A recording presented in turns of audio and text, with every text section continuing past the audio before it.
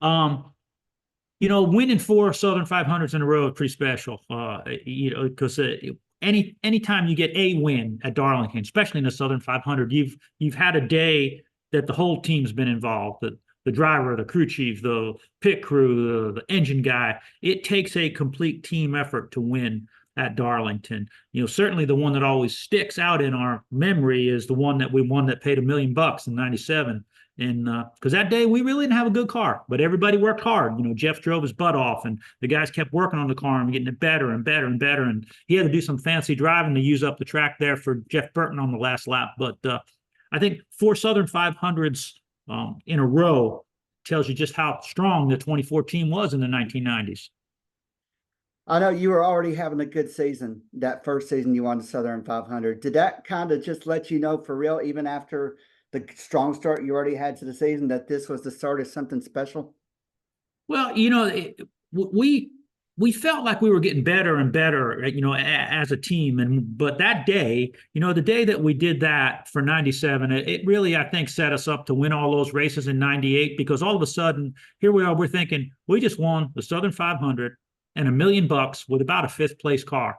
And, we pit stop. We worked on it. Jeff bounced it off the fence. We fixed it. He changed his line. It was hot. Gosh, I remember, man, it can be. I love Darlington, but it can be hot down there, and you're racing. You're racing as long. It's sometimes 5 hours through that event, and we had to stay on top of it all day long. And when the checkered flag dropped, I remember, we were out of tires. We were borrowing tires from Terry Labonte and Kenny Schrader and those guys. We had to get more nitrogen. Everybody was just wore out. We were just about out of drinks. And when the checkered flag fell, everybody was really exhausted, but we'd won. It's almost like that Vince Lombardi deal where he says, just it being exhausted on the field of battle is like a great victory and a battle. And that's what it was like that day. We'd given everything that we could, and we ended up winning. As I said, we won that race with about a fifth place car.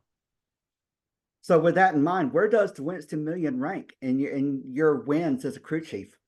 Well, the Winston Millions always rank up there because it was good bonuses for everybody, when they came, and I always tell everybody, the government gets their part, so they should have been pretty happy with us, right? But, it helped certainly, with the team and morale and Hendrick Motorsports in general. And, the good news about stuff like that, Rick Hendrick would always put that money back in the team to try and make the team better. But back in that day, Winston did an amazing job, promoting the sport. And you think about it, there were several races that we did where we did the Winston Million, but then we did the No Ball Million, and we had 4 or 5 of them in one year. And those were incredible days, because when you're sitting there and you're racing to win the Southern 500, but you realize there's $1 million bonus in there, it gets pretty exciting.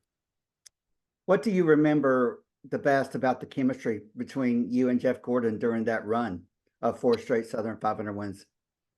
Just honestly, I think the chemistry that we had, and Jeff and I to this day, we're still really good friends.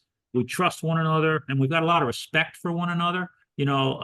Every time I worked on that car, I felt like there was nobody better on the planet to drive it. And I knew that, from Friday to Sunday, Jeff would give us 100% of his ability. And he, winning meant so much to him. I never had to question whether he was trying hard enough, and he never questioned whether I was trying hard enough, because he knew that winning meant a lot to the whole team. And when I look back and think that how fortunate I was just to be part of a team of a bunch of overachievers, really, right? The guys that they worked together, and I think that was a period of time. I know there's been some great teams in the sport, but when you look at what the Warriors and Hendrick Motorsports did in the '90s, it really tells you that NASCAR is truly a team sport.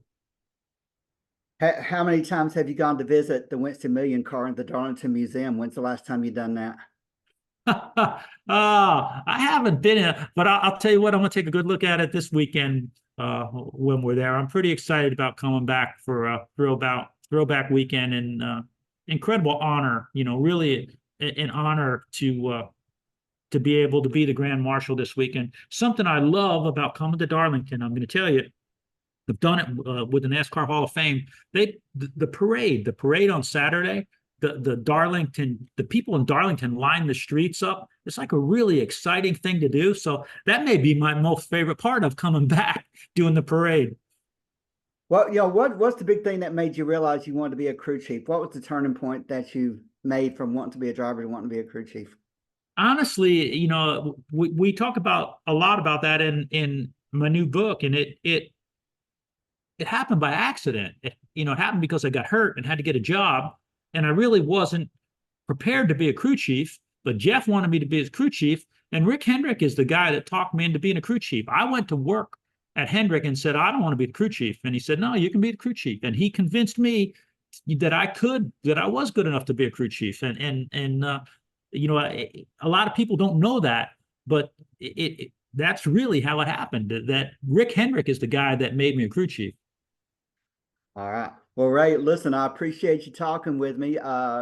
Congratulations on being the Grand Marshal for this year's Goodyear 400, and we'll look forward to seeing you at the track Too Tough to Tame. That'd be great. See you there. All right, Ray.